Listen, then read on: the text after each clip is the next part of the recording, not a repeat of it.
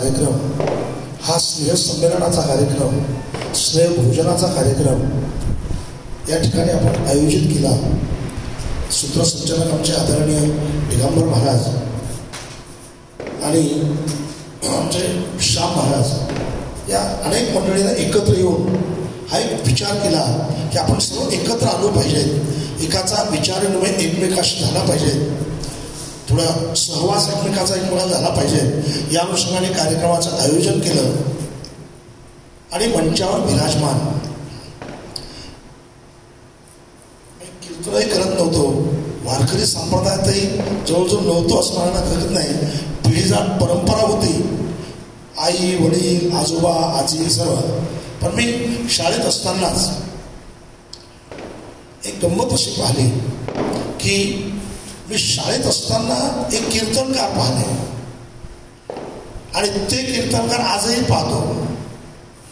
ज्यांनी मलाही दिशा दिली ते आदरणीय हरिभक्तपरायण आमचे भगवान महाराज ताना. आळंदीत जाण्यापूर्वी त्यांचे कीर्तन ऐकले. तर म्हणजे ते मला असं वाटतं 1969, 70, 71 या कालखंडातले असावेत असा माझा अंदाज आहे. तेही व्यासपीठवर आहे. आमचे ज्येष्ठ कीर्तनकार, ज्येष्ठ बंधू आपले सर्वांचे पांडुरंग महाराज आहेत, आदरणीय सखाराम महाराज आहेत, आदरणीय आमचे रामदास महाराज आहेत. आणि आमच्या चिखलीमध्ये एक वारकरी संप्रदायाचं काम हे सशक्त होण्यासाठी ज्यांचे पूर्ण ताकद अशा प्रकारचे आमच्या पाठीची उभी असते ते श्री संत गजानन महाराज सेवा समितीचे सन्माननीय विद्यमान अध्यक्ष आमचे गजानन महाराज हिंगे हे इथे. ज्यांच्याकडे पाहिल्यानंतर माझ्यासारख्याच्या मनात ऊर्जा निर्माण होते. आपण काहीतरी केलं पाहिजे, आपण पळायला पाहिजे, आपण धावलो पाहिजे, थांबायला नको. असं एकदम भरधाव धावणारी गाडी, अगदी लहान असो की मोठा असो, स्वतःचा मान सन्मान बाजूला ठेवून तुम्हाला पाणी द्यायचं का, पळत पळत जाऊन पाणी आणणार. मग तो लहान कीर्तनकार असेल, फक्त माळकरी दिसला ना की त्याची सेवा करण्याचं फळ ज्यांच्या जीवनात आहे ते आमचे आदरणीय भुजंग महाराज, आदरणीय आमचे शंकर महाराज, आदरणीय आमचे भिक्कर महाराज, आदरणीय आमचे बबन महाराज हे मंचावर विराजमान. एखादं नाव चुकलं असेल तर मला आठवण नाही. लक्ष्मण महाराज, तुमचं आडनाव बोरकर. हा, लक्ष्मण महाराज. शंकर महाराज मग भिक्कर आहे म्हणून ते एक आडनाव इकडे आलं आणि एक नाव तिकडे गेलं. तर या अनुषंगाने अतिशय चांगला कार्यक्रम आपण या ठिकाणी आयोजित केला. मला असं वाटतं संस्थेतून सुटल्यानंतर काहींची भेट आजच झाली असेल एकमेकाशी. ज्यावेळेला ती भेट होते त्यावेळेला कधी कधी 4 वर्ष आपण बरोबर राहिलो, पण जी भेट होते ना ती अतिशय राम भरत भेटीसारखा आनंद जो आहे त्यांना जो मिळाला असेल तो आपल्याला मिळतो हाताचा. जेव्हा भेटले होते स्वाभिमान असतो. आपण ज्या संस्थेतून सुटलो ना त्या संस्थेतूनही सुटले, तिथे त्यांनी अभ्यास केला. हा एक वेगळा आनंद हा जीवनात मिळत असतो. आणि विशेषतः आपण सर्व श्री संत गजानन महाराज यांच्या सेवेत कोणी 2 वर्ष, कोणी 3 वर्ष, कोणी 4 वर्ष, 5 वर्ष असे निश्चित राहिलेलं आहे. आणि संस्थांनीच वारकरी शिक्षण संस्था स्थापन केलेली आहे. पण ते संस्थान आज पूर्ण जगात कुठलं संस्थान पाहिल्यानंतर एक देशातल्या जगातल्या संस्थानांना कोणत्या संस्थांचा आदर्श घ्यावा असं जर वाटलं तर श्री संत गजानन महाराज संस्थांचा देशात कुठल्या दिंडीचा आदर्श घ्यावा, कुठली दिंडी शिस्तबद्ध चालते, कोणची दिंडी अतिशय व्यवस्थित आहे, जर असा कुठला आदर्श घ्यावा पूर्ण देशात, ही शब्दातली अतिशयोक्ती नाही, ही वस्तुस्थिती आहे. तर श्री संत गजानन महाराजांची दिंडी ही बघा, मग आपल्याला कळते शिस्त, संस्थांची शिस्त, दिंडीची शिस्त आणि आता वारकरी शिक्षण संस्थेची शिस्त. तिथेही अतिशय शिस्त हे सुखाचं साधन आहे. त्यामुळं जर शिस्त शिकायची असेल तर आळंद शेगावच्या संस्थेत चला. बघा कशी शिस्त आहे. अतिशय काटेकोरपणे जेव्हा उठायचं तेव्हा जेवढी वेळ ठरलेली असेल, 4:30ची असेल का 5ची असेल, पण त्याच वेळेला मागे पुढे नाही. बरं, म्हणून आपण एका शिस्तबद्ध संस्थेतले साधक आहात. एका जिथे भ्रष्टाचार नाही, स्वैराचार नाही, जिथे अनाचार नाही, जिथे नैतिकतेचं मूल्य जपलं जातं, अशा संस्थेतून आणि अशा संस्थांमधून आपण बाहेर आलो ही आपल्यासाठी स्वाभिमानाची. आता आपल्यावर काही जबाबदारी आहेच. आपण तिकडनं आलो, मग आता आपल्याला सुद्धा कुठेतरी शिस्तीत चालावं लागेल.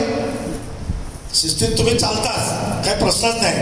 पण आपल्या बरोबरची जे आहे, जे संस्थेत शिकले नाही पण जे आपल्या सान्निध्यात असतात, त्यांना सुद्धा शिस्तीचे धडे देणं ही आज गरजेची बाब. मला असं वाटतं त्याच्यामुळेच की काय, कारण पंढरीचा परमात्मा आणि तिथली सेवा जी माझ्याकडे आली, विठ्ठल रुक्मिणी मंदिर समितीचा एक प्रतिनिधी अशा प्रकार झालो, म्हणून मला इथे तुम्ही बोलावलं असं मला वाटतं. आणि ती प्रज्वलन करून घेतलं. माझ्या काही डोक्यात नव्हता. तुमच्या डोक्यात वेगळ्या वेगळ्या कल्पना असतील, कारण मी थोडा स्पष्ट बोलणारा माणूस आहे. वेगळ्या वेगळ्या कल्पना असतील. दिगंबर महाराजांनी मला सूचना दिली की असा असा एक कार्यक्रम आहे, तुम्ही कार्यक्रमावर भेट द्यावी. मला निश्चित भेट दिली. पण त्यांनी काल बोलताना, केव्हा 2-3 दिवसापूर्वी बोलताना म्हटले केव्हा, म्हणून 12 वाजता का होईना पण तुम्ही येतो भेटायला. म्हणजे माझ्याकडे फक्त भेटीचं सत्र होतं, उद्घाटनाचं सत्र माझ्याकडे नव्हतं. म्हणून आता उद्घाटनाचं सत्र आता उशिरा कळालं, तेही ते नाही कळालं.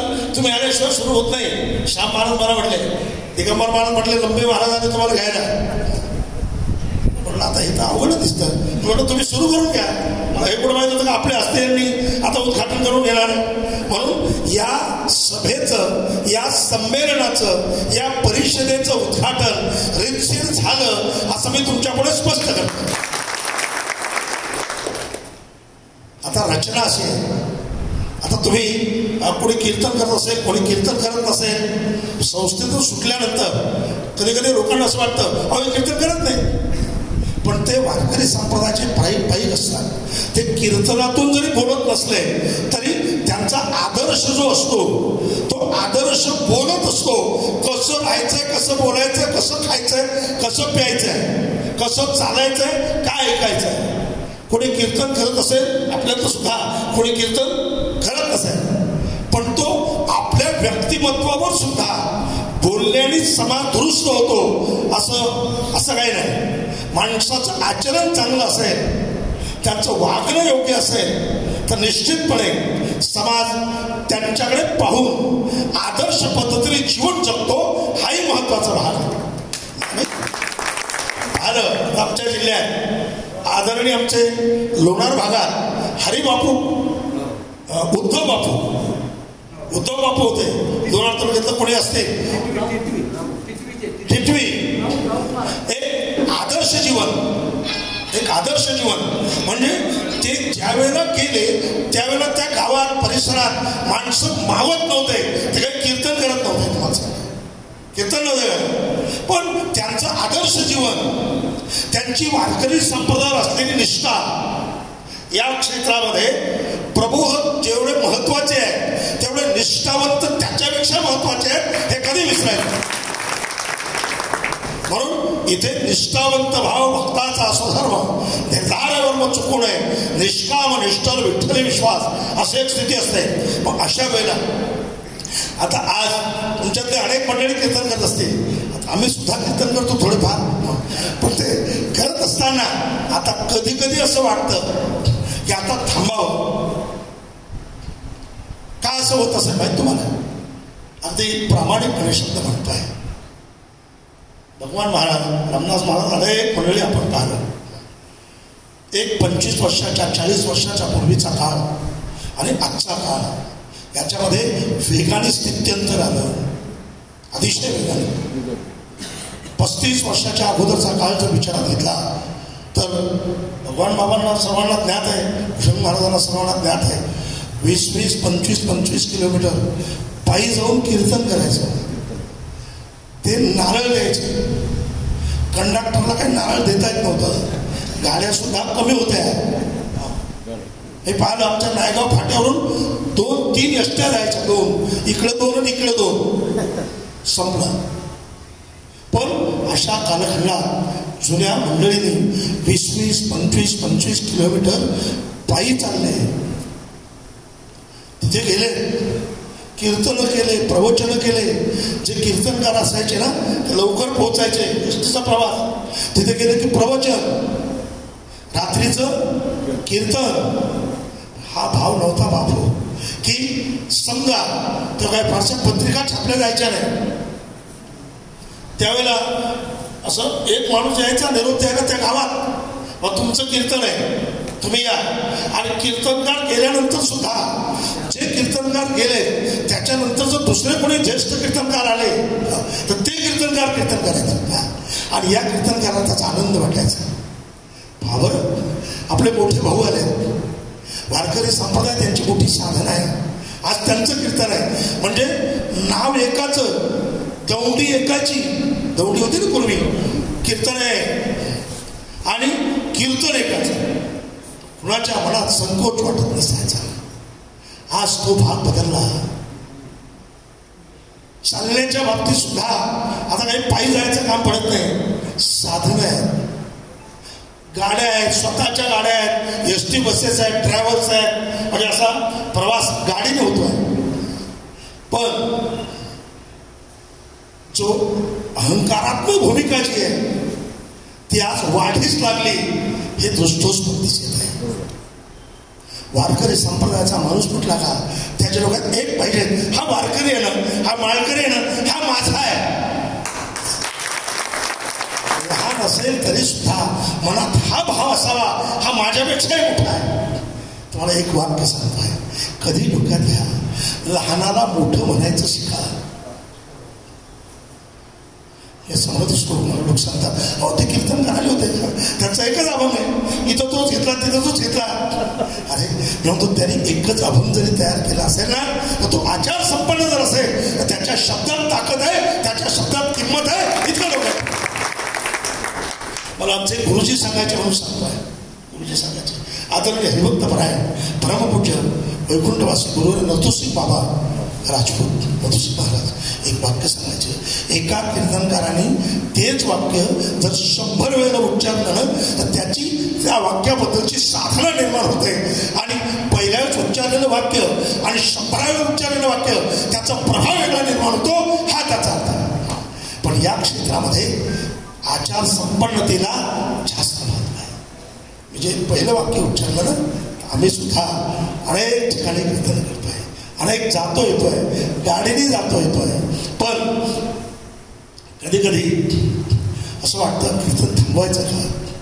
कधी कधी डोळ्यातून पाणी यायला सुरुवात होतं, वेदना होतात, दुःखाचे धक्के पोहोचतात. असं तो डीजे वाजला ना, डीजे छाती जशी धकधक करते ना, तशी एकट्यात सुद्धा छाती धकधक करते. का असं होत असेल. आमच्यासारख्याला आता बोलायचं का नाही बोलायचं हाही प्रश्न निर्माण होतो. एक वाक्य तुमच्या पुढे ठेवतो आहे. एखादा माणूस आहे, त्या माणसाने मोलमजुरी केली, पोटाला फडकं बांधलं, म्हणतो ना पालो बांधला पोटाला, आपल्या भागातली म्हण आहे, पालो बांधला, आणि मरेवर कष्ट केले. मरेवर कष्ट करून मुलगाही मोठा झाला, 2 एकर 10 एकर जमीन घेतली, व्यवसाय चालवले, जमीन घेतल्या, सर्व केलं. आणि ते आनंदात, म्हणजे मजुरीला जाता जाता त्याच्याकडे मजूर राहायला लागले, अशी परिस्थिती निर्माण केली. पण ज्या वेळेला त्याचा मुलगा मोठा होतो ना, आणि हा ज्यावेळेस वयोवृद्ध होतो ना, त्यावेळेस हा खाट्यावर जाऊन पडतो. बोल, ज्याने कमावलं तो खाट्यावर, आणि तो मुलगा दारू पितो आणि जमिनीचे सौदे करतो ना, त्यावेळेला त्या बापाला बोलता येत नाही, त्याच्या फक्त डोळ्यातून अश्रू असतात. ही अवस्था असते. ती अवस्था आमची होती की काय अशी भीती आज आम्हाला निर्माण झाली.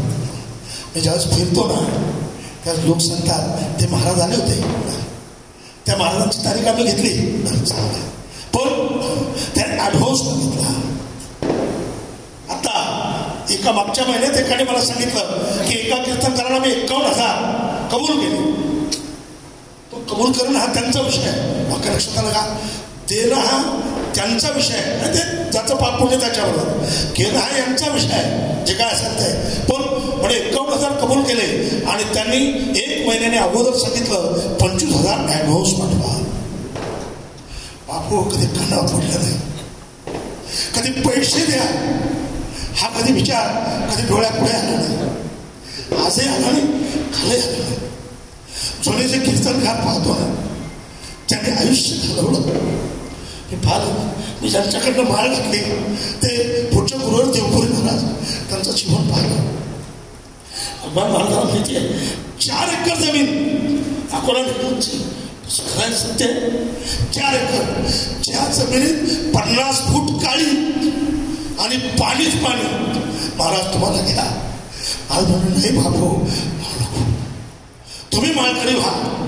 बस तुम्ही माळकरी झाले ना, तुम्ही एकादशी धरली ना, मला जमीन दिल्याचं पुण्य तुम्हाला मिळेल. आज जर आम्हाला माहीत झालं ना आम्ही एजंट लावतो मला हे सुरू ते माणूस तयार आहे द्यायला. ही भूमिका आहे. म्हणून या सर्व ज्या गोष्टी आहेत याच्यात बदल होण्याची आवश्यकता आहे. बापू लोकांच्या मध्ये परिवर्तन करायचं आहे. लोकांचं मनोरंजन दृष्टांत नक्की सांगा, मनोरंजनही करा, पण मनोरंजन ज्याच्यासाठी केलं तो उद्देश थोडा वेगळा असावा. लोकांच्या मध्ये सुधारणा झाली पाहिजे. लोक आपल्याला बोलवतात. माझा अनुभव तुम्हाला सांगतो. एक महाराज आले माझ्या शेजारच्या गावात थांबले, तेव्हा मी नुकतंच आळंद देऊन आलो. ते लोक चिखलीला यायचे, चिखलीत सफरचंद न्यायचे. त्यावेळेला महाराज आमच्याकडे सफरचंद मुलाला दूध द्यायचे नाही, पण महाराजाला दूध द्यायचे. आणि प्रसंगोपात महाराजांनी 9 दिवस उपवास धरला, मोठा भंडारा झाला. मी गेलो, भंडारा झाला. पण तदनंतर महाराजांनी महाराजांचा महाराजकीपणा दाखवला आणि जे असं करत होते ना त्यांच्यावर केस दाखल केले. अमळापूर पोलीस स्टेशनला अमळापूरवाल्यांनी त्यांना बोलावलं. ते माझ्याकडे आले. मला माहिती होतं हे आचारसंपन्न लोक आहेत, हे निष्ठावंत लोक आहेत. मी गेल्याबरोबर त्या ठाणेदाराला भेटलो आणि त्यांना सांगितलं तुम्हाला काय कारवाईची ती करा, कारवाई काय करायची ते करा. पण हे लोक जे आहे ना हे मुलाला दूध देत नव्हते, त्यांना देत होते. यांचं आचरण चांगलं आहे, तुम्हाला काय कारवाईची करायची असेल ते करा. त्या ठाणेदाराने मला सांगितलं महाराज आम्ही त्या महाराजाला थोडं टाईट करतो, नंतर बस बाकी त्यांच्यावर काही कारवाई करणार नाही, पण यांच्यावर थोडी सुद्धा कारवाई करणार नाही. मला वरिष्ठाने धुतलं तरी चालेल. मी सांगेन प्रकाशवाणी सांगितलं ना मग देवाने सांगितलं, ही भावना. म्हणून लोक आपल्यावर किती प्रेम करतात याचाही विचार करा. आज जर लोकांची श्रद्धा असेल तर राजकारणी लोकांच्यावर नाही बाबा, श्रीमंतावर श्रद्धा नाही. आज समाजाची श्रद्धा हे वारकरी संप्रदायाच्या लोकांच्यावर आहे. इतक्या लोकांची फार मोठी श्रद्धा आहे. कुठल्याही माझ्या बोलताना लक्षात ठेवा, कुठल्याही माणसाच्या आपल्यावर असलेल्या श्रद्धेला तडा जायला नको. असं आपलं वागणं असावं, असं आपलं बोलणं असावं. आणि आपण ज्या संस्थेतून शिकला ती संस्था म्हणजे शिस्तीची संस्था. शिस्त, प्रामाणिकपणा, नैतिकता, जिथे भ्रष्टाचार नाही, जिथे अनाचार नाही.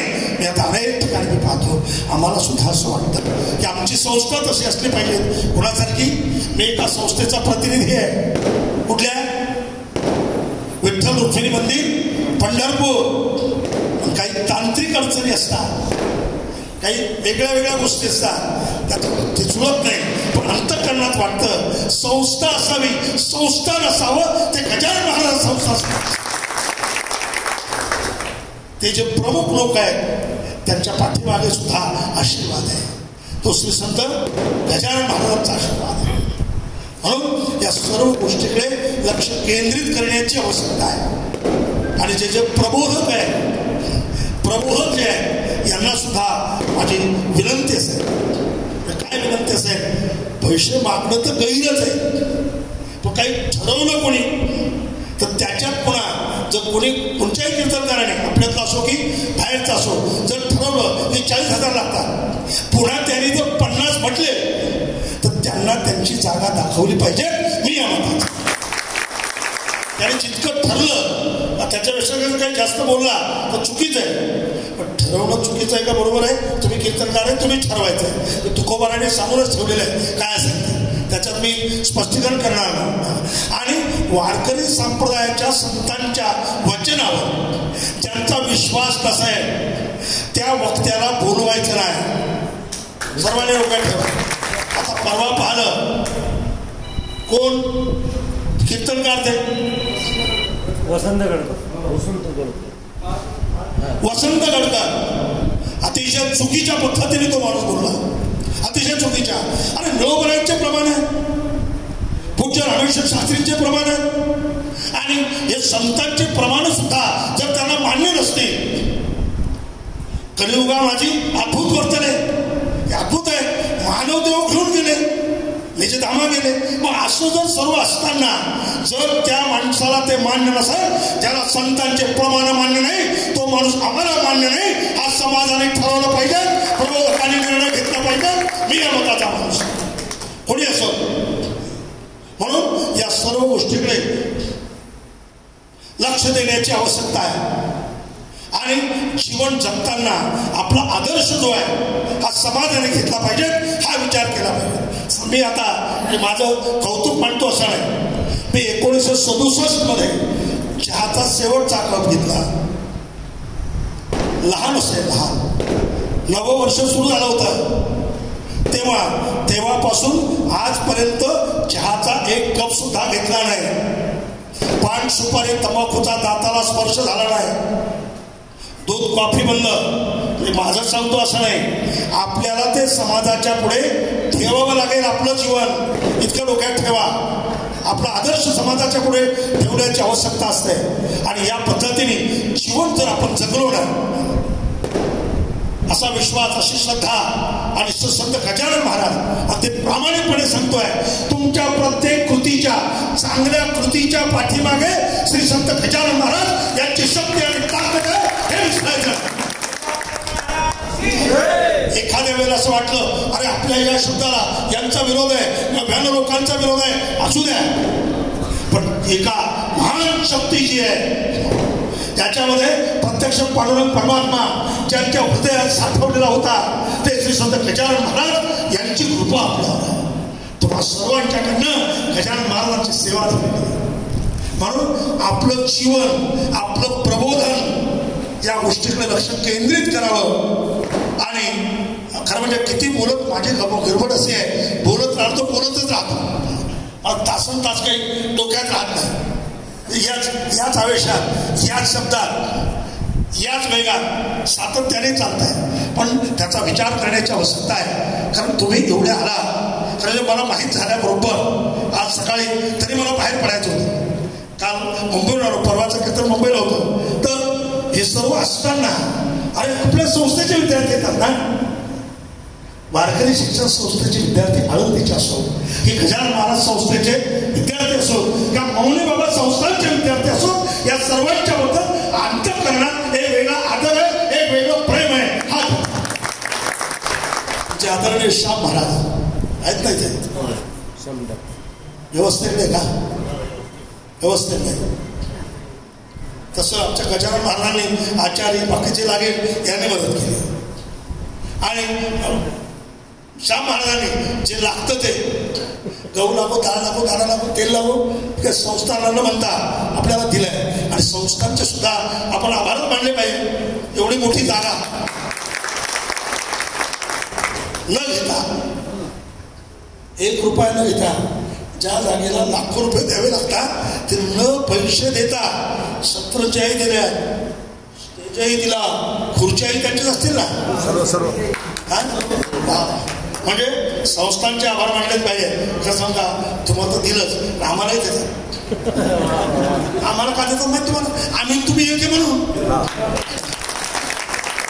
आम्हाला त्याच्यात म्हणजे वेगळ्या भावनेतून नाही. या वारकरी संप्रदायाचं काम असलं का तर मौनी महाराजांचा आश्रम जो आहे, मठ जो आहे, हा सातत्याने तयार असतो हे आपल्या वाटी सांगतो. तोही पण तयार असतो. तुमचा केशवबाबाचा सुद्धा रोपड हनुमान छोटं आहे, पहिलं ते तयारच असायचं. अगदी तयार केव्हाही घ्या. आणि म्हणून तुम्ही आलात, आता एकमेकाशी परिचय झाला, एक वेगळा आनंद तुमच्या जीवनात निर्माण झाला. म्हणून हा आनंद जो आहे हा आणखी संध्याकाळपर्यंत द्विगुणित होणार आहे. आणि एक असताना बघा, जेवायला बरोबर असलं ना एक वेगळा आनंद निर्माण होतो. जेवण जास्त तर एक वेगळा आनंद निर्माण होतो आणि अंतःकरणात एकमेकाबद्दलचं प्रेम निर्माण होतं. हा जीवनातला विशेषता आहे. आता एक ठरलं कोणतं शिस्त ठरलं म्हणजे तुमचं ठरलेलंच आहे. मला बोलायची हौस म्हणून बोलतो. शिस्तीत राहायचं आहे, आचरण चांगलं ठेवायचं आहे. वारकरी संप्रदाय जो आहे हा जगात सर्वात मोठा कोणता असेल तर वारकरी संप्रदाय. अशा अनेक संप्रदाय जरी असले तर वारकरी संप्रदायासारखा संप्रदाय नाही हे आपल्या माहिती आहे. आणि म्हणून तुम्ही आलात, तुमचं दर्शन झालं आणि महाराजांनी आणखी एक सांगितलं काहीतरी. आता ते कोणतं सांगितलं? पैशाचं वयोवृद्ध कलावंत. आता गंमत अशी आहे, ज्याला काहीच येत नाही ते आमच्याकडून पत्र लिहितात. आम्हाला कळतं हे काहीच येत नाही यांना, पण त्या गावचा वारकरी संप्रदायाचा मोठा माणूस असतो ना, तो आम्हाला फोन करतो, तो राम तुमच्याकडे येऊन आला, त्याला एक पत्र द्या. आता आमची पंचायत अशी होते, त्यांनी सांगितलं याला पत्र द्यायला लागतं. याला भजनही येत नाही, कोणाला चांगलं काय सांगा हेही समजत नाही, काही तर दारूवालेच असतात आणि त्यांना मानधन सुरू असतं. या सर्व गोष्टी तुम्ही आणि पूर्णपणे एकत्रित आल्याशिवाय याला न्याय मिळणार नाही हे तितकंच खरं आहे. आणि दुसरा मुद्दा असा आहे की असे जे लोक असतात यांना पत्र द्या हे म्हणणं सुद्धा चुकीचं असतं. तो आपल्या किती प्रेमातला असो, पण तो वारकरी संप्रदायात काम करत नाही ना, आपलं पत्र नको. कारण ते मानधन जे आहे त्याला दुसरं कोणी पत्र देईल. दुसरं पत्र देईल म्हणजे कोणी, ते मानधन काही कीर्तनकारासाठी नाही, ते मानधन काही वारकऱ्यासाठी म्हणून नाही, स्वतंत्र वारकऱ्यासाठी नाही असं नाही. पण त्या मानधनाचा शब्दप्रयोग काय? कलावंतांना. मग त्या तमाशातला कलावंत असला तरी, कलापथकाचा कलावंत असला तरी, वारकऱ्यातला कलावंत असला तरी, पण तरी सुद्धा वारकऱ्यांनी संघटित होऊन आमचं मानधन आम्हाला मिळालंच पाहिजे इतकं वेगाने सोडणं महत्वाचं आहे. सरकार कोणाचं असू द्या, त्याला जरा कमी ऐकू येत असतं. त्याला ठेवा. तुम्ही तर त्या सरकारकडे जर आता जास्त कमी ऐकू असतं. जास्त लोकांनी एकत्र येऊन त्याचा जर आवाज दिला तर त्यांना ऐकू येतं हे डोक्यात ठेवा. आणि तसं आता जास्त ऐकू येण्यासारखं सरकार आहे, पण तरी आवाज देणं हे महत्वाचंच आहे. बाळ रडल्याशिवाय मायचं प्रेम नसतं असं नाही, मायचं प्रेम बाळावर असतंच, पण ते रडल्याशिवाय त्याला पाजत नाही. तसं आपण सर्वांनी एकदा जोराचा आवाज दिल्याशिवाय ज्याला खरोखर जो ते मानधन मिळवण्याच्या योग्य पात्रतेचं आहे त्याला मिळालंच पाहिजे, मी या मताचं. पण तरी सर्वांनी पंचायत समितीत अर्ज मिळतात, पंचायत समितीतला अर्ज मिळवावा, त्याला जे लागतं ते कागदपत्राची पूर्तता करावी. जर सुरू असलं, काही टायमाला बंद असतं. काय बंद असतं? मानधन देणं, मानधन मंजूर करणं. आपल्याला काय माहित नसतं. आपल्याला वाटतं आपला अर्ज 2-3 वर्ष झाली आणि 3 वर्षापासून बंदच पडेल असं तुम्हाला काय पण जेव्हा ते सुरू होतं, म्हणजे प्रक्रिया सुरू राहते, तेव्हा तुम्ही आमच्यासारख्याला भेटायला काही हरकत नाही असं माझं मत आहे. आम्ही तुमचा विषय पुढे न्यायला तयार आहे, पण मात्र तुमचं ते असावं पूर्ण. काही मंडळी मला भेटतात, प्रकाश भाऊ तुमच्याकडे आलो काय ते अर्ज आणा. अरे भाकर खायला रिकाम पण कुठून अर्ज आणू, कुठं काय करायचं आहे. तुम्ही लागलं तर पत्र लिहू शकता आणि जर नक्की खात्रीने जुळून दिलं तर मी जोर देऊ शकतो. आता मला का जोर देऊ शकतो, असं केलं पाहिजे. पण तसं करण्याची गरज आहे आणि ज्याचं जे आवश्यक आहे त्यांना ते मिळालं पाहिजे. मी या मताचा नक्की मिळू शकतं, काही अडचण येत नाही. फक्त तुमची कागदपत्राची पूर्तता पूर्ण होण्याची आवश्यकता आहे आणि तेनेप्रमाणे तुम्ही तुमच्याकडेच कोणाकडे तरी 4 माणसांकडे जबाबदारी द्यायची आहे. हे आमचं असं झालेलं आहे आणि त्याने आमच्याकडे यायचं आहे.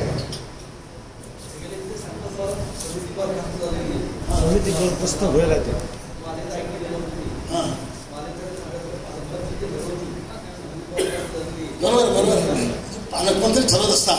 आता सध्या अजून ठरवलेलं नाही, पण आपण आपल्या तयारीला लागलं पाहिजे हे त्याचा अर्थ.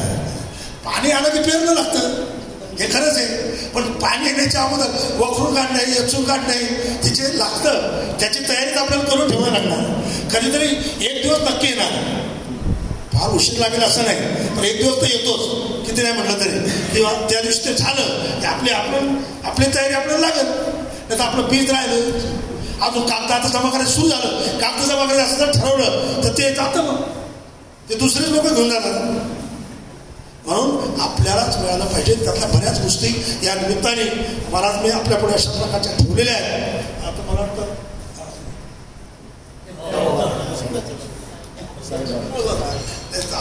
अजून कोणाकोणाच तरी असेलच असं मला वाटतं.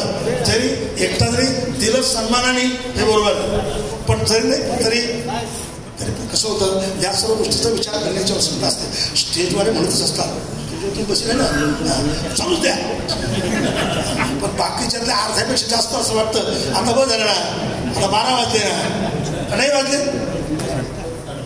मी त्याला 12:19 झाले, मला वाटलं 12 वाजले. म्हणून माझ्या शब्दाला मी थांबवतोय. या सर्व गोष्टीत बऱ्याच गोष्टी आपल्या लक्षात आल्या असतील. तर एक मात्र खरं आहे की जसं शेगाव संस्थान चालतं तसे बाकीचे संस्थानं चालावेत आणि सरकारने स्वतः कुठले संस्थानं चालवू नये. ते अशा शेगावच्या धर्तीवर ते सर्व संस्थानं चालले पाहिजेत अशी भूमिका आपल्या अंतःकरणात असावी. एवढंच या निमित्ताने आपल्यापुढे शब्द ठेवतोय आणि या लांबलेल्या शब्दाला या ठिकाणी थांबवतोय. रामकृष्ण.